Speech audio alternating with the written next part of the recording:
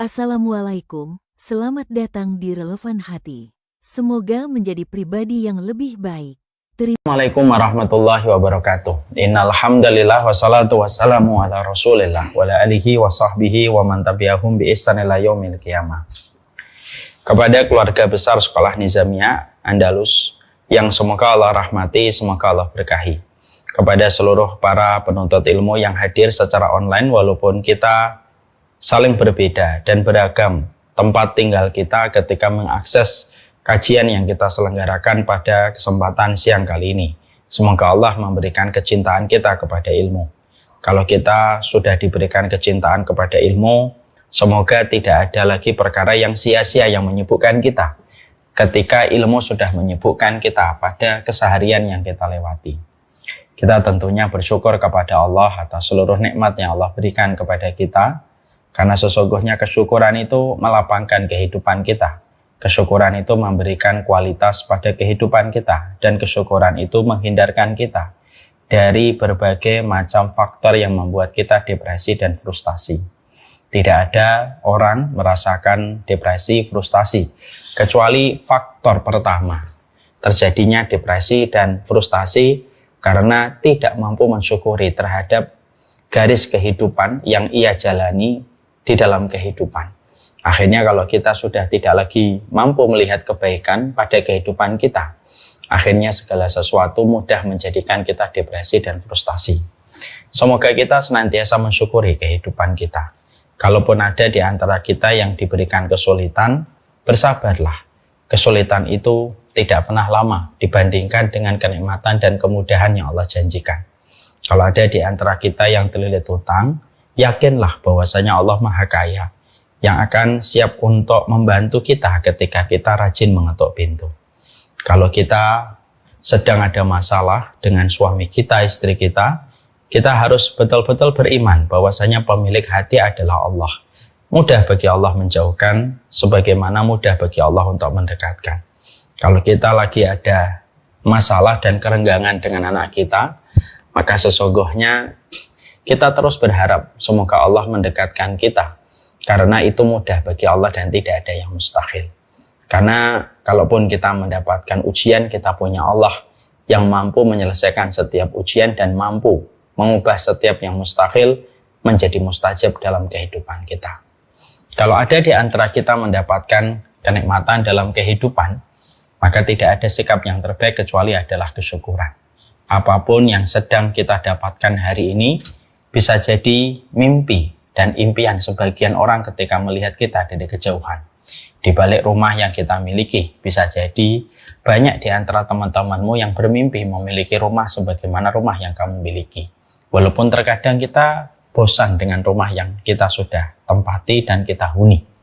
Terkadang di balik studio dakwah yang kita miliki, walaupun terkadang kita bosan, tapi kita harus sadar bahwasanya ini mimpi sebagian orang ketika mungkin mereka belum memiliki studio dakwah. Di balik mobil yang kita miliki yang terkadang kita sudah merasa bosan, bisa jadi itu impian bagi sebagian besar orang ketika melihat kita menaiki mobil itu. Selalu ada alasan untuk bersyukur, karena orang yang beriman adalah mereka yang tidak pernah kehabisan alasan untuk bersyukur kepada Rabb-Nya dalam setiap perkara. Semoga hati kita bersyukur kepadanya dalam setiap urusan kehidupannya, dan siapapun yang dia bersyukur kepadanya, dia akan selalu terjaga olehnya dalam setiap hidupnya. Amin insyaallah. Kita akan melanjutkan perjalanan kita membahas tentang tafsir. Tidak pernah bosan saya menyampaikan bahwasanya tafsir salah satu rumpun ilmu yang wajib kita hadirkan pada kehidupan kita sebagai penuntut ilmu. Tafsir itu akan memudahkan kita di dalam mengetahui maksud dan petunjuk dalam setiap ayat yang Allah turunkan di dalam Al-Quran yang kita baca menjadi bentuk ibadah pahala yang kita peroleh. Tentunya interaksi kita dengan Al-Quran bukan hanya sebatas mengharapkan pahala pada setiap huruf yang kita baca, tapi interaksi kita kepada Al-Quran, kita harus mampu menjadikan Al-Quran menjadi petunjuk yang kita hidupkan pada perjalanan hidup kita, supaya Quran bisa memberikan jalan keselamatan untuk kita. Karena siapapun yang bermakmum kepada Al-Quran, dia tidak pernah celaka dan dia tidak pernah merugi. Ini yang kita harus paham. Ketika kita paham bahwasanya interaksi paling tinggi dengan Al-Quran itu menjadikan Al-Quran itu petunjuk, maka kita harus paham tafsirnya. Kalau kita di dalam berinteraksi pada Al-Quran, kita tidak mengetahui bagaimana maknanya, maka tidak bisa menjadi petunjuk. Dan itu menjadi masalah tersendiri untuk kita. Inilah pentingnya kita mempelajari tafsir, supaya kita mengetahui maknanya, supaya kita paham apa petunjuk yang Allah sampaikan di dalam Al-Quran yang sangat kita butuhkan pada perjalanan hidup kita, menghambakan diri kepada Allah.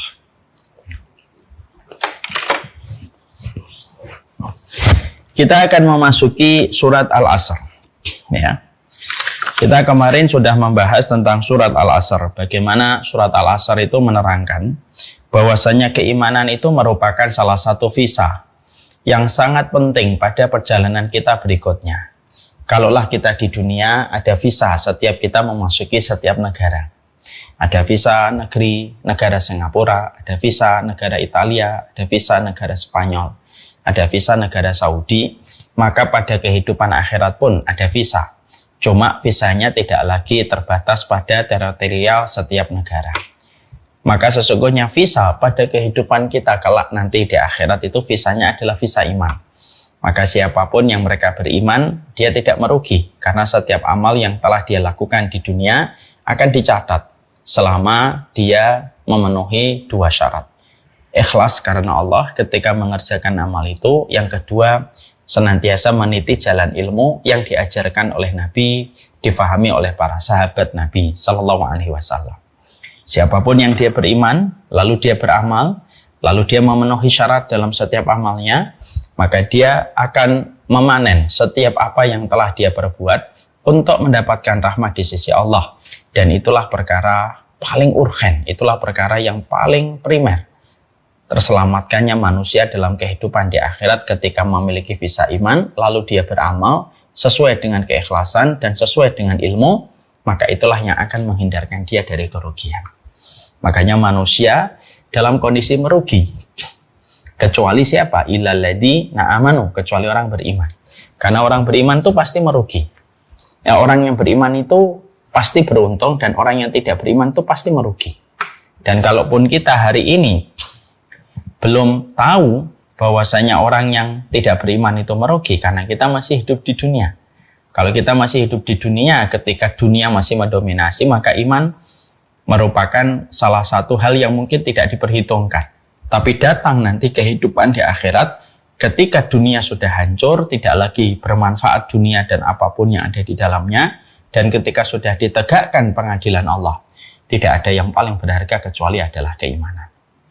Makanya saya menyampaikan di dalam ayat Allah berfirman, rubbama yawaddul ladzina kafaru law kanu muslimin.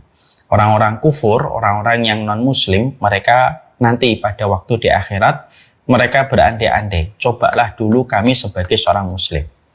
Kenapa mereka berandai-andai? Cobalah dulu kami di dunia menjadi muslim, karena mereka tahu betapa ruginya seseorang yang datang pada kehidupan akhirat lalu dirinya tidak muslim ketika hidup di dunia. Itulah kerugian yang paling besar, dan itulah kerugian yang paling nyata. Sekarang kita akan membahas tentang illal ladzina amanu wa amilus sholihat. Kita berbicara tentang amal solih. Bagaimana amal solih itu merupakan salah satu tuntutan pada kehidupan kita. Kita tidak dituntut beramal yang banyak, tapi kita dituntut beramal yang berkualitas. Makanya beramal berkualitas itu sesuai dengan tingkat keikhlasan kita. Sebesar ikhlasnya kita, semakin berkualitas amal solih yang kita lakukan. Yang kedua, bukan hanya kita beramal solih saja, tapi kita bukan hanya ikhlas saja, tapi menjadikan amal kita berkualitas sesuai dengan ilmu yang kita dapatkan dari Rasulullah, supaya kita tidak mereka-reka, lalu kita berimprovisasi di dalam kehidupan agama kita, lalu membuat aturan dan syariat yang tidak pernah diajarkan oleh Nabi, aturan dan syariat itu. Makanya wa amilus sholihat itu, yaitu adalah bagaimana kita senantiasa mengikuti setiap aturan, setiap syariat yang dicontohkan dan diteladankan oleh Rasulullah SAW. Itu sudah kita bahas.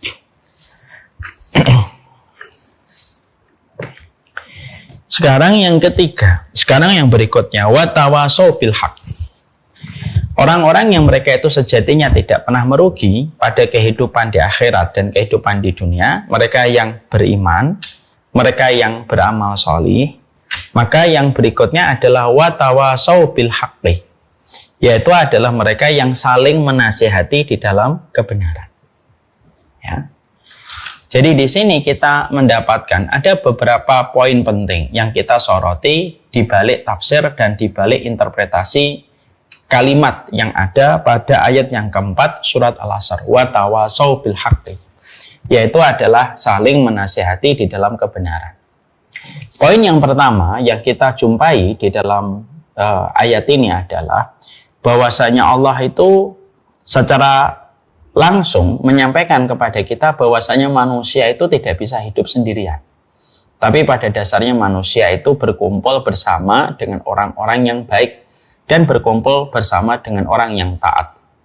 Karena kalau kita memahami ayat yang keempat pada surat Al-Asr, Allah itu nyuruh kita saling menasihati, dan saling menasihati itu musyarakah, itu merupakan syarikat antara satu orang dengan satu orang saling menasihati. Ya, karena saling menasihati itu berarti ada dua orang paling minim yang berinteraksi ketika mereka saling mengingatkan. Nggak ada toh kalimat saling menasihati seorang diri, nggak ada. Kalau menasihati diri ada, tapi kalau saling menasihati setidaknya kita butuh dua orang di dalam memahami arti saling menasihati.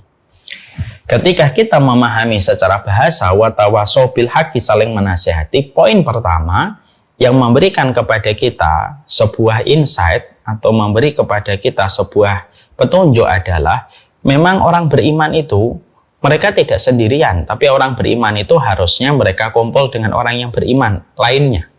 Dia tidak bisa hidup sendirian, dia tidak bisa menjalankan kehidupan egosentris, tetapi mereka harus betul-betul bersama dan bersuat dengan orang lain, supaya mereka saling bisa menasihati. Karena memang manusia itu dijadikan oleh Allah makhluk sosial, di mana semandiri yang kita miliki pada kehidupan kita, semandiri apapun kehidupan kita, tetap kita memerlukan bantuan dan pertolongan orang lain, dan tentunya ada banyak kebaikan yang kita dapatkan ketika kita senantiasa bersama-sama dengan orang lain. Makanya watawasau bil haqqi itu memberikan kepada kita arti jangan sendirian, karena setan itu selalu bersama dengan mereka yang sendirian. Kijang ketika bersama dengan kerumunannya persentase keselamatan dia dari terkaman singa itu sangat lebih kecil daripada kijang ketika terputus dari kerumunan kijang yang lain-lainnya. Kalau ada satu kijang yang terputus dari kerumunan, maka biasanya singa, harimau, nanti sorot mereka ketika berburu tidak menatap kepada kerumunan yang banyak, tapi dia menyoroti kijang yang terputus. Itulah yang biasanya akan diterkam dan dijadikan makan siang oleh hewan buas. Itu perumpamaan yang paling gampang. Hidup kita tidak bisa kita sendirian, karena Allah itu menyuruh kita bersama-sama. Makanya ada sebuah kalimat pada ayat yang keempat surat Al-Asr, yaitu adalah watawasau bil haqqi, saling menasihati di dalam kebenaran. Berarti kita bersama dengan orang lain, jangan sendirian, karena kehidupan dalam keimanan tidak ideal kalau hidup sendirian saja. Tidak ideal kalau hidup sendirian saja. Ya, bersama dengan orang lain itu memberikan kebaikan, terutama ketika kita bersama dengan kerumunan orang-orang yang solih dan orang-orang yang taat kepada Allah, yang membantu kita dalam urusan kebaikan dunia dan kebaikan kita ketika meninggal dunia. Ini yang pertama. Jadi jangan sendirian. Jangan sendirian. Berkumpul sama orang solih. Mintalah kepada Allah cintanya orang-orang yang solih, yang kita mampu mendekat kepadanya, membuka hati kita, membuka pintu rumah kita untuk mereka, lalu menjadikan mereka saudara, walaupun mungkin tidak terikat secara nasab dan walaupun tidak terikat dengan garis keturunan. Jangan sendirian. Karena Nabi Muhammad pun tidak sendirian dalam tugas yang beliau emban ketika memikul sebuah tanggung jawab menyampaikan keimanan kepada kehidupan manusia. Nabi Muhammad ditemani Abu Bakar, Nabi Muhammad ditemani Umar, ditemani Utsman, ditemani Ali, dan para sahabat yang begitu berlimpah di mana mereka membantu dakwahnya Rasulullah. Jangan sendirian. Kalau ada yang berkata, saya introvert Ustaz, walaupun kamu introvert, jangan sendirian. Sendirian itu tidak fitrah dalam kebaikan. Poin yang kedua yang kita dapatkan pada watawasau bil haqqi, yaitu adalah di situ diterangkan bahwasannya ketika seseorang itu di dalam kehidupannya supaya mereka terhindarkan dari berbagai macam kerugian, yaitu adalah ketika manusia itu sudah bersama dengan kerumunan orang, mereka bersabar dengan banyak orang, dan mereka senantiasa bermuamalah dengan orang yang solih, maka bukan hanya bertemu di dalam perkara-perkara hobi, bukan hanya bertemu dalam perkara permainan, tapi mereka berjumpa karena memiliki ritme aktivitas yang sama, memiliki ketaatan yang juga sama, memiliki visi dan misi yang sama, dan memiliki goal yang sama, yaitu selamat pada kehidupan di akhirat. Maka tugas mereka ketika kerumunan ini sudah berjumpa, apanya? Yang kita harus saling ketahui, watawasau bil haqqi, saling menasihati di dalam kebenaran. Ya, ini tugasnya, saling menasihati di dalam kebenaran untuk menghindarkan kita dari berbagai macam musibah, dari berbagai macam kecelakaan hidup kalau kita mendapatkan musibah, kalau kita mendapatkan nasihat yang benar. Nah, sebelum saya membahas tentang masalah ini, tentunya kita harus memahami bahwasanya nasihat itu apa sih? Ya, karena di sini disebutkan watawasau bil haqqi, saling menasihati. Kalau kita buka di dalam literatur bahasa, dalam bahasa Arab, arti nasihat itu iradatul khair lil mansukhi lahu. Yang dinamakan nasihat itu adalah menginginkan kebaikan untuk diberikan kepada objek orang yang kita berikan nasihat. Itu namanya nasihat. Ya. Jadi kata watawasau bil haqqi ada namanya nanti dengan akar kata yang sama jadinya nasihat. Maka sesungguhnya nasihat itu, saling menasihati itu artinya adalah menginginkan kebaikan yang kita berikan kepada orang yang kita berikan nasihat. Iradatul khair lil mansukhi lahu. Maka dari pengertian bahwasanya nasihat itu memberikan kebaikan kepada orang yang kita berikan nasihat, maka di situ ada beberapa komponen yang kita harus mengerti. Ketika kita sudah bicara tentang nasihat. Apa yang pertama? Berarti nasihat itu dilakukan semata-mata karena rasa cinta, bukan karena rasa benci, dan bukan karena sudut pandang yang negatif kepada orang yang diberikan nasihat. Karena apa? Karena pengertian dari nasihat itu menginginkan kebaikan kepada orang yang diberikan nasihat. Berarti apa? Basicnya dari nasihat itu rasa cinta kepada orang yang dia berikan nasihat. Ini yang terkadang kita harus jujur. Banyak orang terkadang suka mengatakan, saya ngasih nasihat sama dia. Tapi ternyata secara jujur pada hatinya bukan memberi nasihat. Secara jujur pada hatinya itu, sebenarnya dia tidak cinta kepada orang yang dia berikan nasihat. Kalau basicnya sudah tidak lagi rasa cinta, maka setiap metode yang dilakukan di dalam menyampaikan nasihat itu biasanya akan cenderung kasar dan kontraproduktif. Karena apa? Karena basicnya sudah tidak lagi rasa cinta. Ya. Makanya kalau orang menasihati karena rasa cinta, maka sesungguhnya pasti seluruh langkah dan metode yang dia sampaikan ketika menyampaikan metode, ketika menyampaikan nasihat itu ya sesuai dengan basic pertama kali ketika dia ingin menyampaikan nasihat itu rasa cinta. Ya. Jadi rasanya itu rasa cinta. Ibu ingin ngasih nasihat kepada suami karena rasa cinta. Bukan karena ibu sedang kecewa dengan kekurangan, tetapi ibu sedang lupa dengan kelebihan dan kebaikan seorang suami. Kalau ibu menyampaikan nasihat karena ibu ingat kekurangannya dan lupa kebaikannya, ketika nasihat itu datang pada kondisi sedang tidak ada rasa cinta dan tidak ada rasa sayang di hati kita, lalu kita mengatakan, saya ngasih nasihat kepada kamu, pasti caranya tidak mencerminkan kalau dia adalah orang yang cinta. Yang hari ini hilang dalam nasihat itu rasa cinta. yang harusnya dirasakan sama orang yang diberikan nasihat. Harusnya kan begitu. Tapi hari ini kita hidup pada zaman fitnah, ketika rasa cinta itu hilang. Di balik setiap kata nasihat yang diucapkan orang kepada orang lain, suami kepada istri, istri kepada suami, orang tua kepada anak.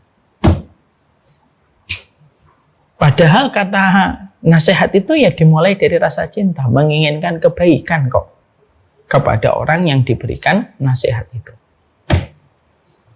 Ya. Jadi ini basic. Ya. Jadi ketawa-tawaso bil haqi, saling menasehati. Kita bedah dulu. Sebelum kita membedah al-haq, kita bedah dulu nasihat itu apa. Pengertian nasihat sudah kita paham. Yang kedua berarti metode kita ketika menyampaikan nasihat itu selembut mungkin. Selembut mungkin. Karena kita memiliki rasa cinta kepada orang yang kita berikan nasihat.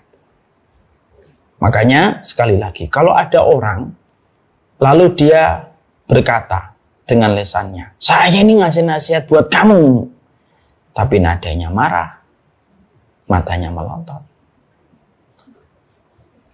Lalu dia menyampaikan dengan menghina dan menyindir orang yang dia sampaikan nasihatnya. Jangan-jangan itu bukan nasihat. Tapi jangan-jangan itu merupakan bentuk penyerangan dari kita kepada orang itu, tetapi kita menggunakan kata nasihat untuk menutupi emosi kita ketika kita ingin menjatuhkan orang yang kita berikan nasihat itu. Jadi nasihat itu indah, betul. Rasulullah itu contoh terbaik di dalam memberikan nasihat. Tidak ada manusia yang paling baik dalam memberikan nasihat kecuali Rasulullah. Ya. Walaupun kita selaku umatnya tidak bisa meniru Nabi 100% dengan kelembutan Nabi. Salah satunya ketika memberi nasihat. Nabi itu orang yang paling lembut dalam memberi nasihat. Karena Nabi itu ingin menyampaikan kepada kita, yo nasihat itu rasa cinta. Mari kita coba bedah bagaimana Nabi memberikan nasihat.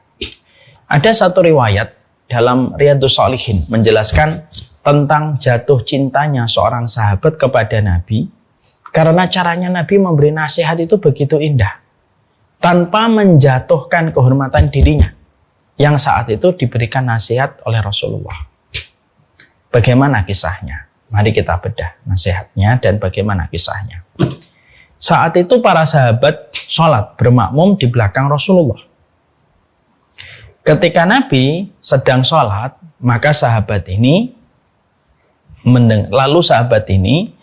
lalu di antara jamaah para sahabat itu ada yang bersin. Ada salah satu di antara sahabat yang belum mengetahui tentang masalah hukum sholat secara penuh. Maka dia secara refleks menjawab orang yang bersin itu dengan mengatakan yarhamukallah. Kan sebenarnya tidak usah dijawab kalau kita lagi sholat. Bagi yang mendengarnya cukup diam.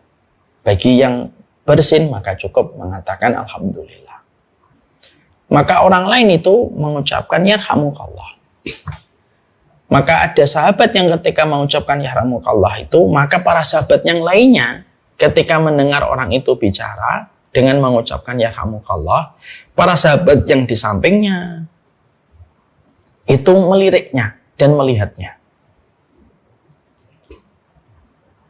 Sahabat yang tadi mengucapkan yarhamukallah ketika dilihatin sama jamaah-jamaah yang lain ketika habis mengucapkan kalimat itu, maka dia justru marah. Lalu dia berkata, fima makna, perkataannya adalah, lima tangduruna ilayya, kenapa kalian itu ngeliatin saya? Lalu itu diucapkan ketika sedang dalam kondisi sholat. Kenapa kalian itu malah justru ngeliatin saya? Ketika sahabat itu justru malah ngomong dan bicara panjang, maka para sahabat yang lain itu memberikan isyarat supaya dia itu mendiamkan suaranya. Supaya dia menutup mulutnya. Karena dalam sholat, mereka memberikan isyarat dengan memukulkan paha mereka. Maka ketika sahabat itu diberi isyarat supaya dia diam, dengan para sahabat memukulkan pahanya, semakin sahabat itu ngomong, kenapa sih kalian itu? Gitu. Dan akhirnya riuh. Para makmum ini riuh di belakang Rasulullah yang sedang mengimami sholat mereka. Maka Rasulullah tetap melanjutkan sholat. Dan ketika Rasulullah sudah selesai dengan sholatnya, maka pada saat itu Rasulullah Shallallahu Alaihi Wasallam ketika sudah selesai dengan sholatnya, maka Rasulullah langsung beliau bersabda. Beliau tidak nanya, siapa tadi yang ngomong? Kamu apa nggak ngerti toh bahwasanya dalam sholat itu tidak boleh ngomong? Nabi tidak memilih metode itu. Nabi tidak memilih siapa yang ngomong lalu langsung dijatuhkan hukuman. Nabi tidak memilih metode itu. Lalu Nabi Shallallahu Alaihi Wasallam justru malah mengucapkan sebuah narasi indah yang sebenarnya ini sebuah nasihat, tapi menggambarkan rasa cintanya beliau kepada orang yang diberikan nasihat supaya orang yang diberikan nasihat itu terjaga kondisi hatinya ketika diberikan nasihat oleh Nabi. Apa nasihatnya Rasulullah? Nabi lalu berkata kepada seluruh jamaah para sahabat, ya ma'syarul musallin, wahai orang-orang yang sholat. Sesungguhnya sholat itu adalah doa dan zikir. Dimulai dari takbir, diakhiri dengan salam. Tidak boleh di dalam sholat ini ada pembicaraan manusia, kecuali zikir-zikir yang telah aku ajarkan kepada kalian. Maka sahabat yang tadi bicara itu baru sadar, oh saya nggak boleh ngomong di dalam sholat. Karena sahabat ini baru belajar. Tapi beliau akhirnya menyadari kesalahannya tanpa dibentak oleh Nabi, tanpa dihardik oleh Rasulullah, tanpa dijatuhkan bagaimana beliau ketika dipanggil di tengah sekumpulan orang yang bermakmum kepada Nabi. Semua itu terjaga. Maka akhirnya ketika dia mendengar bagaimana Nabi memberikan nasihat dengan cara metode yang seluar biasa itu, maka akhirnya beliau bersabda, aku tidak pernah menjumpai seorang guru sebaik Rasulullah, baik sebelumnya ataupun setelah Rasulullah meninggal dunia. Padahal yang disampaikan Nabi itu nasihat dalam perkara yang cukup primer, yaitu ketika sahabat tadi berbicara ketika sedang sholat. Itu kan masalah besar sebenarnya. Tapi caranya Nabi Shallallahu Alaihi Wasallam itu betul-betul ma'ruf, bijak betul. Menggambarkan kepada kita bahwasanya kita itu mudah memberi nasihat. Tapi terkadang kita lupa bahwasanya fondasi pertama dalam memberi nasihat itu cinta. Dan harusnya tergambar. Dan harusnya tersampaikannya nasihat itu dengan sebuah rasa cinta yang dirasakan orang yang diberikan nasihat. Kan begitu. Makanya sahabat tadi lalu memberikan testimoni. Saya tidak pernah lam aramu aliman khairan qablahu wa ba'dahu wala ba'dahu. Maka dikatakan oleh beliau, aku tidak pernah menjumpai seorang guru sebelum Rasulullah dan sesudah Rasulullah bagaimana guru itu sebaik Rasulullah. Karena caranya dia memberi nasihat itu indah. Sekarang banyak orang ketika memberi nasihat itu marah. Dalam memberi nasihat itu marah. Dalam memberi nasihat itu menyindir. Menggunakan kalimat-kalimat sindiran yang dirasakan di hati. Itu sangat kerasa. Dan banyak orang yang ketika mereka menggunakan nasihat itu menggunakan kalimat-kalimat yang begitu mudah, yang dekat dengan kalimat sesat, syubhat, tidak tahu ilmunya, bodoh. Seakan-akan dia sendiri yang berilmu, dia sendiri yang paham, dia sendiri yang baca kitab, yang lain nggak ada yang baca kitab. Akhirnya apa? Banyak nasihat yang tertolak.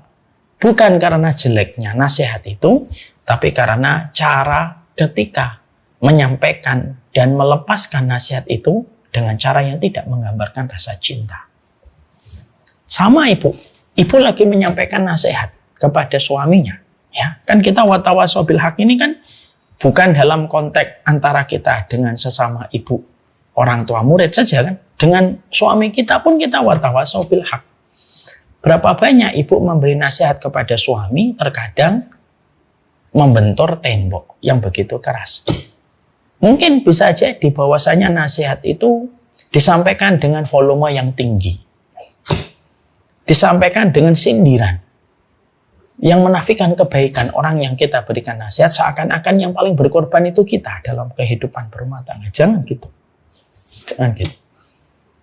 Kalau kamu ngasih nasihat, lalu kamu seakan-akan sudah mencitrakan dirimu paling berkorban, tidak akan ada orang yang siap menerima kalimat-kalimat itu ditujukan kepadanya, karena mengatakan kepada suami bahwasanya kita paling berkorban, itu seakan-akan suami kita tidak berkorban. Dan akhirnya nasihat yang kita sampaikan kepadanya, akhirnya seperti angin yang berlalu, tidak merasakan dampaknya orang yang diberikan nasihat itu. Karena apa? Karena orang yang diberikan nasihat tidak merasakan rasa cinta di balik setiap kalimat nasihat yang ditujukan kepadanya. Itu sebenarnya di situ. Sama pula metode kita di dalam berbagai macam hal. Anak kita sama mat'um, sama para jamaah dan umat yang belajar. Itu sebenarnya memang metode itu penting sekali. Orang yang lembut sekalipun saja belum tentu dakwahnya bisa diterima. Orang yang lembut saja dakwahnya belum tentu diterima, apalagi yang tidak lembut. Makanya dakwah yang dibangun dengan kekasaran, yang merespon ya biasanya orang yang kasar. Orang yang punya basic lembut pada hatinya itu tidak akan bisa merespon itu. Yang orang yang kasar ya ketemunya sama orang-orang yang kasar, yang sejenis. Karena burung pemakan bangkai itu ya kumpulnya sama burung pemakan bangkai. Ya, jadi kalau kamu sukanya nasehatin tapi kamu menjatuhkan kehormatan, itu kayak pembukun pemarang bangkai. Ya burung pemakan bangkai itu ya kumpulnya sama burung pemakan bangkai. Maka dalam kaidah penting kita memberi nasihat itu yang pertama itu apa? Kita harus paham definisi dari nasihat itu apa. Definisi nasihat itu adalah memberikan kebaikan kepada orang yang kita berikan nasihat. Berarti rasa cintanya itu harus betul-betul terasa dan dirasakan langsung sama orang yang diberikan nasihat. Ibu ngasih tahu kepada suaminya sembari ibu menghargai suaminya. Ibu volumenya direndahkan. Ibu memilih diksi yang sangat indah. Betul-betul datang dari hati menginginkan perubahan pada keluarga yang kita jalani bersama pasangan. Insya Allah kalimat yang indah itu lebih tajam daripada pedang. Karena pedang itu hanya bisa membuat luka. Tapi kalimat yang indah bisa mengubah seseorang. Bisa mengubah seseorang. Ya, penghargaan itu penting sekali. Dan penghargaan itu harusnya kita juga selipkan di balik setiap nasihat yang kita sampaikan. Berikan penghargaan sama orang yang berikan kita nasihat. Seakan-akan kalau kamu sedang memberikan nasihat kepada suamimu, kepada istrimu, kepada anakmu, kamu nafikan semua kebaikannya. Susah. Kamu memberikan nasihat kepada dai, lalu kamu nafikan semua kebaikannya, yang kamu ingat hanya kekurangannya.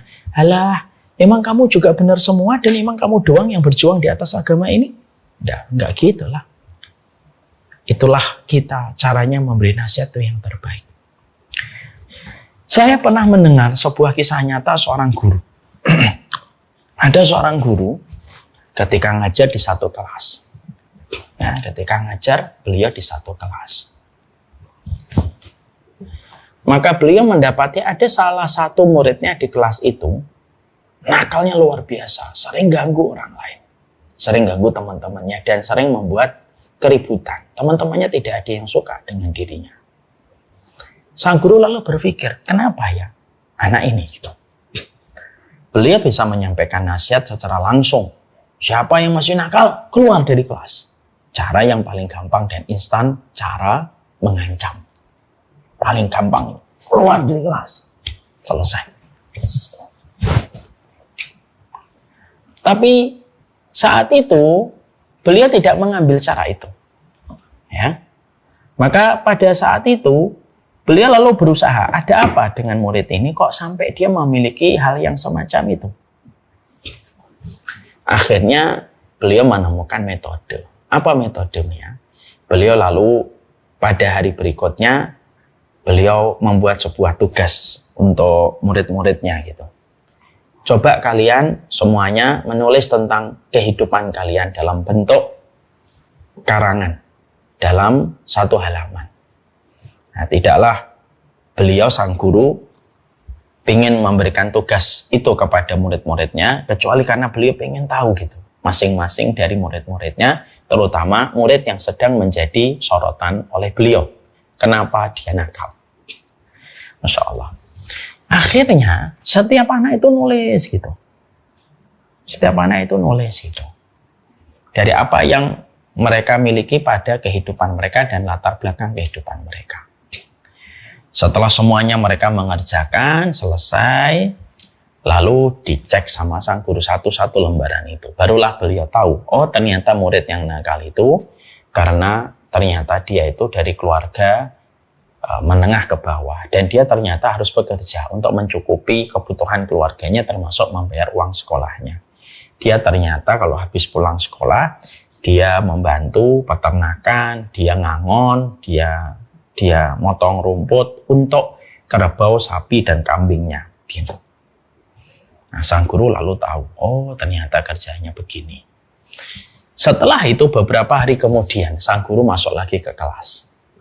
Lalu sang guru berkata, saya hari ini akan memberikan pertanyaan dalam bentuk lisan. Saya ingin tahu di antara kalian siapa yang bisa menjawab. Lalu pertanyaan sang guru itu di luar nurul, di luar nalar. Apa pertanyaannya? Pertanyaan sang guru pada saat itu adalah, siapa di antara kalian yang tahu kira-kira kambing atau sapi kotorannya dalam sehari itu kira-kira berapa kilo? Semua yang ada di kelas itu tidak ada yang tahu jawabannya. Murid itu yang paling tahu, murid yang paling nakal, yang sepanjang dia di kelas itu tidak pernah jawab. Ketika dia melihat teman-temannya nggak ada yang jawab, dan dia yakin karena dia tahu, dia praktisi tentang masalah kambing dan sapi gitu. Akhirnya dengan agak-agak takut dia mengatakan saya tahu. Lalu dia berkata, saya tahu berapa kilo kotoran sapi dan kotoran kambing itu. Lalu diberikan pertanyaan, bentuknya kotoran itu kayak apa? Bentuk setiap hari itu sapi itu butuh berapa rumput? Tidak ada yang bisa menjawab pertanyaan-pertanyaan itu kecuali beliau. Kecuali anak ini. Dan itulah pengalaman pertama sepanjang dia sekolah di SD itu. Dia bisa menjawab pertanyaan. Lalu dari itulah dia memiliki sebuah kepercayaan dirinya itu tumbuh gitu. Akhirnya kepercayaan dia itu tumbuh gitu. Dan semenjak saat itu akhirnya dia menjadi anak yang terus belajar, percaya diri, tidak lagi mengganggu teman-temannya. Dan sang guru terus memberikan apresiasi kepadanya. Guru langsung memberikan kepadanya penghargaan, achievement dia berikan kepada murid itu. Apa yang kita petik pelajaran ini dari kisah di YouTube yang saya dengarkan, semoga Allah merahmati sang guru. Tapi di situ saya menangkap sebuah pelajaran penting. Ternyata metode itu luar biasa penting. Sebenarnya guru itu sedang menyampaikan nasihat supaya sang anak jangan nakal di kelas, jangan suka membuat onar, jangan suka membuat keributan. Tapi karena dia cinta kepada anak itu, bukan karena benci, dia tidak memilih metode yang paling ringkas dan paling instan. Siapa yang nakal, keluar. Itu metode paling singkat. Tapi metode yang dia pilih itu metode yang paling metodenya itu metode yang sifatnya itu agak panjang. Tapi justru mengena kepada anak itu, dan anak itu akhirnya dapat message-nya, mendapatkan pesannya dari guru itu, walaupun guru itu tidak harus memarahi dia. Dan akhirnya dia berubah menjadi lebih baik. Kita juga sama, kadang kita menjadi istri, kadang kita menjadi ibu, kadang menjadi bapak, kadang menjadi suami. Kita ini memilih metode yang paling singkat, marah, selesai. Lalu kita berkata, Bapak ini, Abi ini marah itu karena kamu sudah ini begini-begini gitu. Yang mana anak kita mungkin pada saat itu tidak merasakan rasa cinta pada nasihat yang kita sampaikan kepadanya dengan intonasi yang tinggi. Disinilah kita akhirnya memahami betul bahwasanya persoalan metode itu penting. Dan nasihat itu tadi kita pelajari, nasihat itu selalu datang dari rasa cinta. Makanya kalau ada seorang istri ngasih nasihat kepada suami, suami ngasih nasihat kepada istri, kok seakan-akan membentuk tembok yang keras, maka jujur aja kita berkata, mungkin saya belum mengolahnya dengan rasa cinta, dan akhirnya itu menjadikan terasa biasa. Apapun kalau sebelum diolah, itu jadinya biasa. Pare kalau belum diolah pahit. Walaupun mungkin sehat, tapi kalau belum diolah itu kan dia pahit. Tapi kalau dia direbus dulu, mungkin dikasih garam dikit, mungkin dikasih bawang putih, karena saya suka pari. Dikasih bumbu dikit, dikasih bawang putih, merica dikit gitu ya. Pari yang asalnya pahit itu karena diolah, itu jadinya enak. Jadinya orang itu tidak merasakan sepahit ketika mentah. Itulah perumpamaan kita bahwasanya nasihat itu yang paling penting adalah memastikan apakah kita itu sebelum memberikan nasihat itu cinta atau enggak. Kalau memang belum tumbuh rasa cinta, nanti dulu deh, jangan buru-buru ngasih nasihat dulu. Jangan-jangan itu bukan nasihat. Jangan-jangan itu kamu benci, tapi kamu membungkusnya dengan sebuah kata, ini nasihat saya. Ya, gini itu nasihat. Atau jangan-jangan hatimu yang benci sama orang yang kamu kasih nasihat. Lalu kamu bersembunyi di balik kata nasihat. Kita nggak tahu itu, dan kita nggak bisa memvonis setiap orang yang tahu. Ya orang yang ngasih nasihat itu, itu yang paling tahu tentang kondisi hatinya. Makanya setiap nasihat yang disampaikan dengan cara yang baik itu akan indah. Mari kita perhatikan ketika Abdurrahman bin Auf, ya, Salman ya, ketika menasihati bahwasanya ketika ada salah satu sahabatnya, Abu Darda, jatuh dalam sebuah kesalahan, ya. Abu Darda itu dalam kondisi dia kalau malam tidak pernah menjamah istrinya memberi nafkah batin. Beliau selalu sholat sepanjang malam karena rasa takutnya beliau kepada Allah Subhanahu wa Ta'ala. Ya. Yang kedua, beliau itu selalu puasa dan tidak pernah iftar. Tidak pernah puasa dan selalu iftar setiap waktunya. Selalu puasa setiap waktunya. Maka pada saat ketika Abu Darda mendapati bahwasanya Abu Darda semacam itu, maka Salman itu mengetahuinya dari istrinya Abu Darda, Ummu Darda. Perhatikan cara yang dilakukan oleh Salman.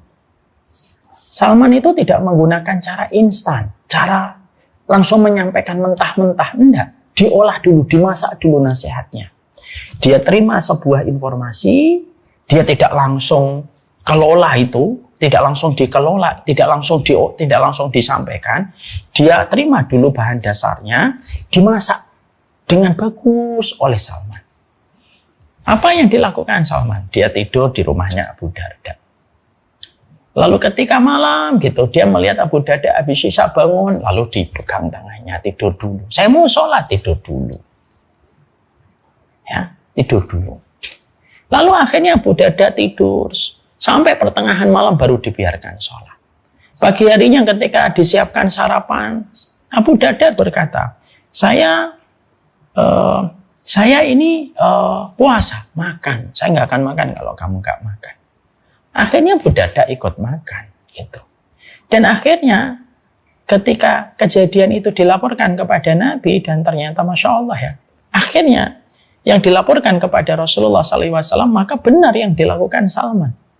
Dan Abu Darda meresapi apa yang dinasihatkan Salman itu tanpa dia merasa dipojokkan oleh Salman. Gitu. Tanpa dia dipojokkan oleh Salman. Akhirnya apa? Abu Darda menerima apa yang terjadi malamnya. Dia kembali memberikan nafkah batin kepada istrinya. Menjamah kembali, maaf dalam tanda petik, istrinya. Dia sehari puasa, sehari tidak. Dan itu dilakukan Abu Darda setelah beliau mendapatkan nasihat yang disampaikan Salman dengan begitu indah. Jangan menyampaikan nasihat itu mentah-mentah gitu loh. Karena yang mentah itu nggak enak dinikmatin gitu. Sebagaimana kamu tidak nyaman makan yang mentah, orang lain juga nggak nyaman kok makan-makan yang mentah. Kenapa sih kamu suka sekali ngasih yang mentah? Kenapa kamu suka sekali ngasih yang mentah, tapi kamu maunya mateng? Karena saya nggak mau makan yang mentah, saya juga nggak mau ngasih yang mentah. Ini yang bisa kita lakukan, kita lakukan. Pilih kalimat yang baik, pilih kalimat yang baik. Pilih lighting yang baik supaya enak dilihat, pilih lighting yang baik. Pilih background yang baik, pilih background yang baik. Karena apa? Kita sudah mempersiapkan yang semacam ini semaksimal mungkin saja. Belum tentu bisa mengubah orang kok. Karena kita sudah dibonderis oleh ayat Allah. Fadzakir innama anta mudzakir lasta alaihim bimusaitir. Ya kamu hanya memberikan peringatan, tidak bisa maksa. Tapi sebelum memastikan kita pemberi peringatan, sudahkah kita mengolah setiap kalimat peringatan itu menjadi sebuah olahan yang enak didengarkan dan olahan yang enak untuk dikonsumsi oleh orang lain. Itu yang paling penting. Jangan-jangan kamu itu kasih nasihat itu mentah. Dan sesuatu yang mentah itu tidak bisa dinikmatin. Ya. Jadi itu pula yang menjadikan kita paham, memberi nasihat itu perjalanannya panjang, mengolahnya juga nggak gampang. Mari kita belajar dari Ummu Sulaim. Ummu Sulaim itu ketika ngasih nasihat kepada suaminya, itu diolahnya itu pelan-pelan sama beliau. Anaknya meninggal dunia pada saat suaminya tidak ada. Coba itu sudah cobaan berat. Lah ketika mau menyampaikan anakmu meninggal, itu kan hal yang paling gampang apa nasihatnya? Sudahlah, itu miliknya Allah. Kalau kamu sedih, saya juga sedih. Siapa yang paling sedih? Saya, wong ibunya yang melahirkan. Ummu Sulaim bisa ngomong begitu? Tidak bisa. Dan kalaupun ngomong gitu bisa dimaklumi perempuan kalau lagi dalam kondisi sedih. Tapi Ummu Sulaim itu bukan wanita yang hanya minta dimaklumi. Sebelum dia minta dimaklumi, dia berusaha untuk mengolah kata yang baik dulu. Ya kan? Sebelum dia pengen dimaklumi sama suaminya, dia mengolah kalimat yang indah, betul. Suaminya datang, dia bersolek. Coba difikirkan ibu. Wanita lagi sedih bersolek, coba. Lalu dengan sebuah harapan supaya ingatan suaminya tidak bertanya sama anaknya di malam itu. Coba. Dia tersenyum, hatinya lagi sedih meneteskan air mata. Kuburan anaknya masih basah kok. Ummu Sulaim itu. Seorang wanita yang langsung itu mendapatkan perhatian dari Allah. Ummu Sulaim. Dia bersolek, dia menggoda suaminya di malam itu.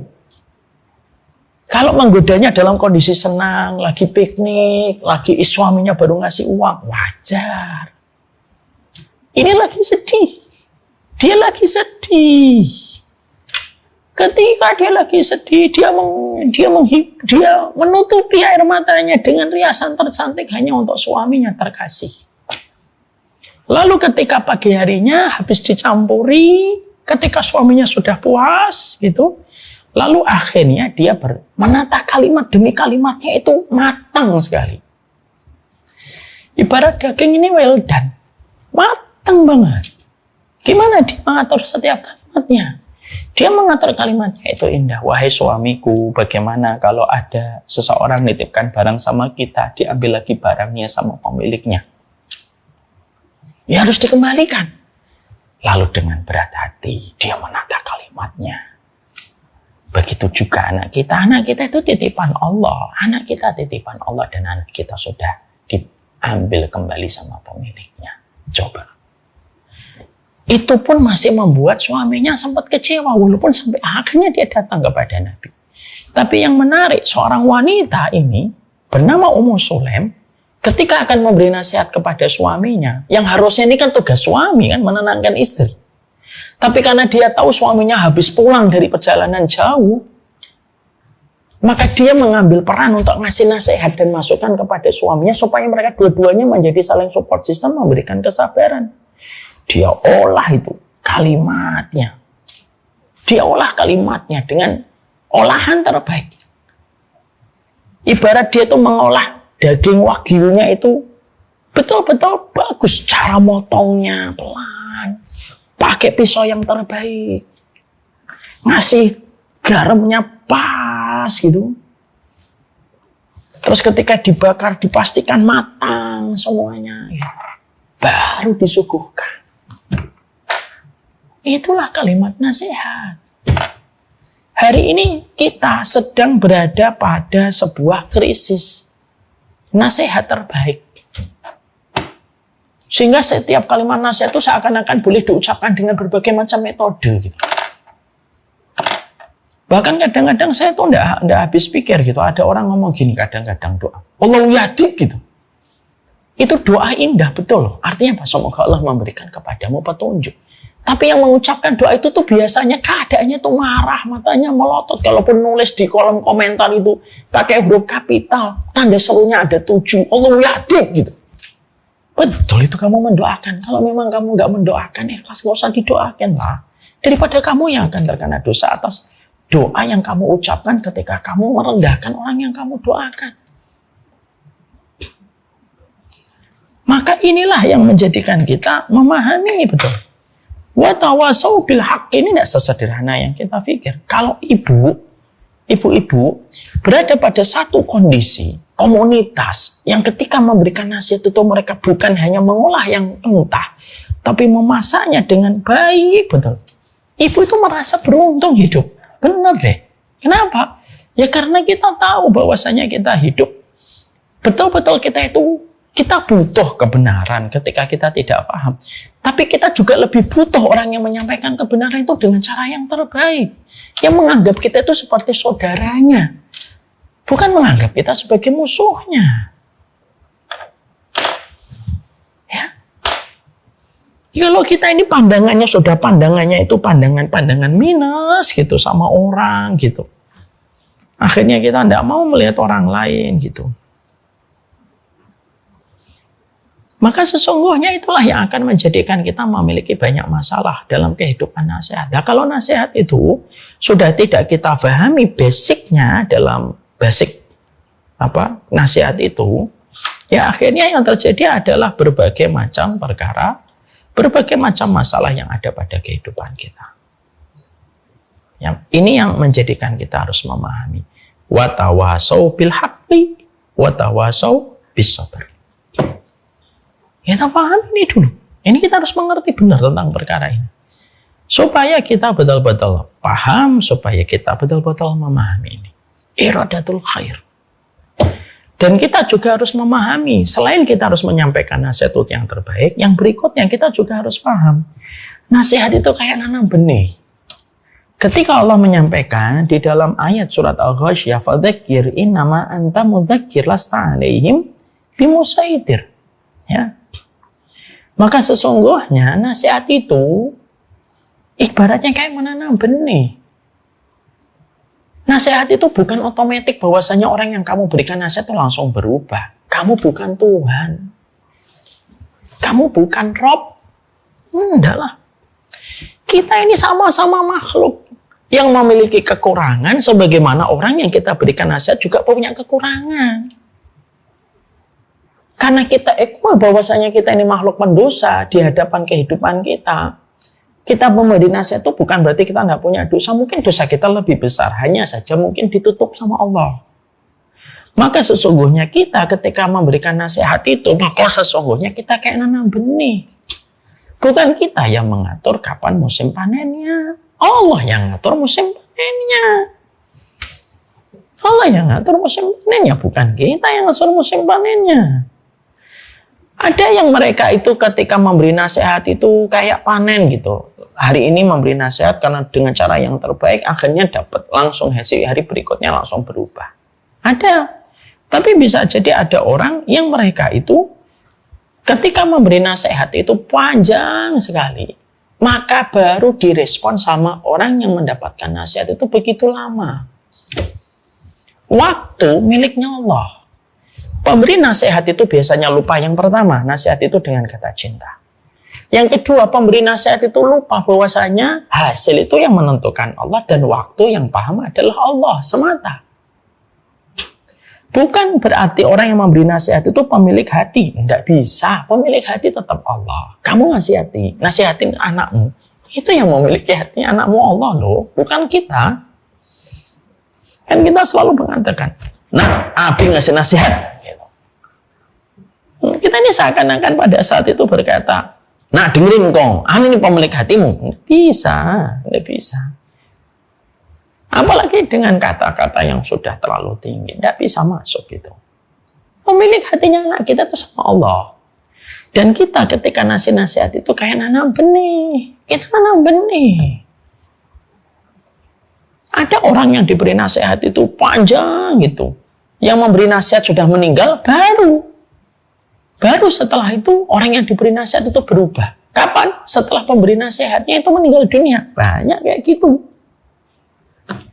Taif, Nabi datang dengan hati sepenuh keikhlasan. Nggak ada manusia yang mengalahkan keikhlasan dalam hidup kecuali orang pertama yang paling ikhlas di dalam setiap perkataan dan perbuatannya itu adalah Rasulullah. Tapi Nabi ketika beliau datang ke Taif, maka beliau ditolak. Kapan akhirnya Taif itu mereka menyambut panggilan Nabi? Setelah Nabi pindah ke Madinah beberapa tahun, akhirnya Taif itu barulah mereka satu persatu masuk Islam. Loh, kalau Nabi saja memberi nasihat itu kapan? Dan baru tumbuh itu benih yang ditanam Nabi beberapa tahun lalu itu baru tumbuh beberapa tahun kemudian. Itu setingkat Rasulullah. Loh, apalagi kita. Dan kita harus paham. Tidak semua orang yang hidup semasa dengan Nabi semuanya beriman. Padahal apa kurangnya Nabi dalam keikhlasan? Apa kurangnya Nabi dalam ikhtiar? Apa kurangnya Nabi dalam mengemas setiap nasihat yang terbaik yang dia berikan kepada umatnya? Nggak ada yang ngalahin Nabi. Tapi Masya Allah, itulah yang menjadikan akhirnya kita mendapati bahwasanya yang kedua yang sering dilupakan sama pemberi nasihat itu apa? Hati orang yang mendengarkan nasihatmu miliknya Allah. Orang yang mendengarkan kajian kita hari ini bersama ibu-ibu di Nizamiyah dan yang online di Instagram dan sosial media. Saya menggenggam hatinya? Enggak. Ada yang mungkin mendengar ini lalu mereka memiliki pandangan dan kesimpulan yang beda-beda. Kita tidak bisa maksa orang. Kita ini bukan pemilik hati setiap manusia kok. Ya. Maka kedua yang kita harus pahami, nasihat itu kadang kayak benih. Sabar saja. Kalaupun tidak berbuah manis, maka tidak mengurangi kita di hadapan Allah. Pahala kita tetap disempurnakan olehnya. Maka itu yang menjadikan kita memahami sekali. Ya. Jadi inilah yang menjadikan kita memahami betul. Supaya kita mengerti dan supaya kita memahami poin yang kedua dalam kehidupan kita. Bahwasanya pemilik hati itu tetap miliknya Allah semata. Ya. Yang ketiga, yang kita harus pahami tentang masalah nasihat ini adalah bahwasanya di dalam kita memberikan nasihat itu kayak serangan darat. Tapi jangan lupa serangan udaranya. Saya tuh baru tahu ya kemarin dalam bisnis. Ada yang namanya branding, ada yang namanya marketing. Marketing itu serangan darat. Branding, serangan udara. Sekuat-kuatnya brand awareness disebar, itu marketing ini harus mengeksekusi serangan udara ini supaya betul-betul efektif. Sama sebenarnya. Saya ketika mendengarkan itu, saya langsung teringat, oh Masya Allah. Sama, nasihat itu kayak serangan darat. Tapi sebelum serangan darat ini, kita harus memastikan serangan udaranya dulu. Serangan udaranya itu apa? Doamu gimana? Jangan sampai kalimat-kalimat yang kamu ucapkan itu jauh lebih panjang daripada doa yang kamu harus panjatkan kepada orang yang kamu doakan. Gimana kamu ini? Kamu hanya mengandalkan serangan darat, ya bisa menang, cuma lama dibandingkan ketika kita menggabungkan antara serangan udara dengan serangan darat. Dan maaf, kapan biasanya serangan udara? Biasanya serangan udara itu dilakukan sebelum serangan darat. Jadi ketika ada satu wilayah gitu ya, contohnya kita lihat di berbagai tempat konflik. Nah, mari kita doakan saudara-saudara kita di Rafah. Ya Allah, tolonglah saudara-saudara kami di Gaza, di Palestina, di Rafah. Semoga Allah berikan mereka kekuatan, ya Allah. Dan berilah pahala atas musibah mereka. Dan berilah pengganti yang lebih baik. Amin. Ya Rabbal Alamin. Kita kalau melihat daerah konflik, tentara itu dikirim dulu. Serangan udara itu dikirim dulu. Habis itu, dipastikan tidak ada lagi yang menunjukkan pergerakan-pergerakan yang mengkhawatirkan. Setelah itu pasukan udara memberikan hasil clear. Semua wilayah teritorial yang kita akan serang sudah clear dengan setiap pemboman yang kita lakukan.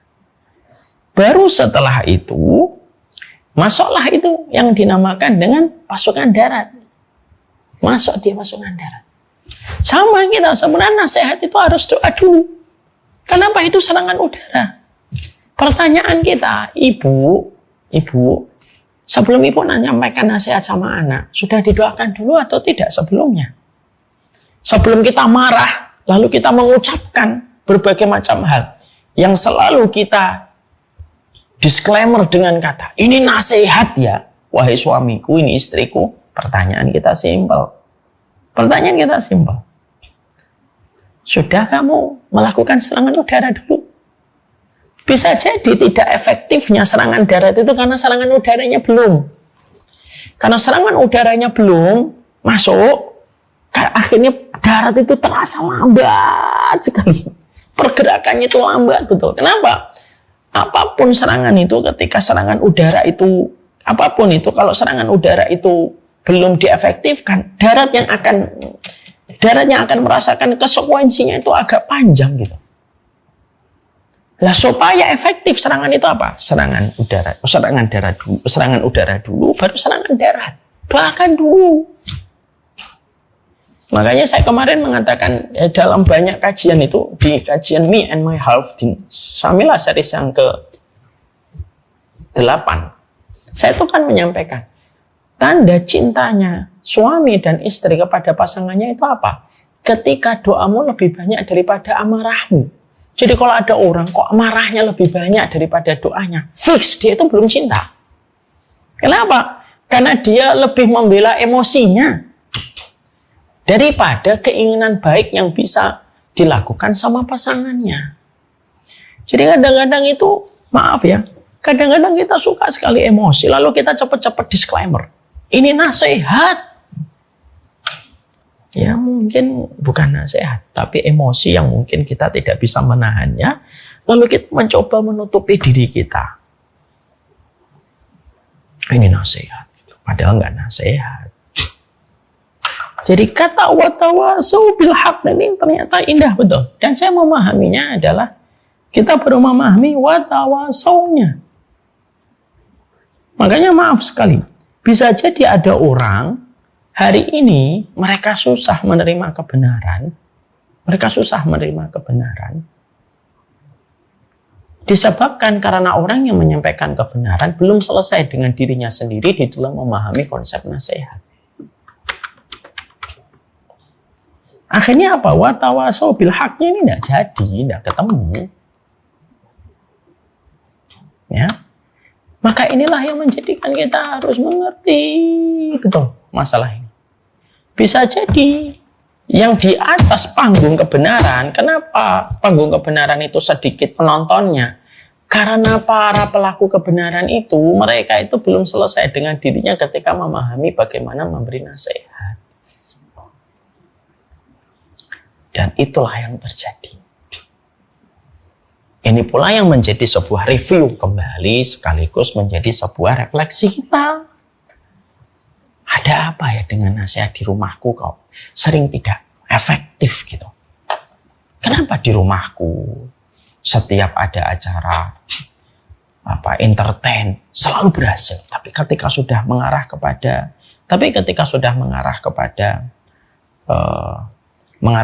nasihat gitu, kenapa tidak efektif dalam keluargaku? Ini kita harus pahami.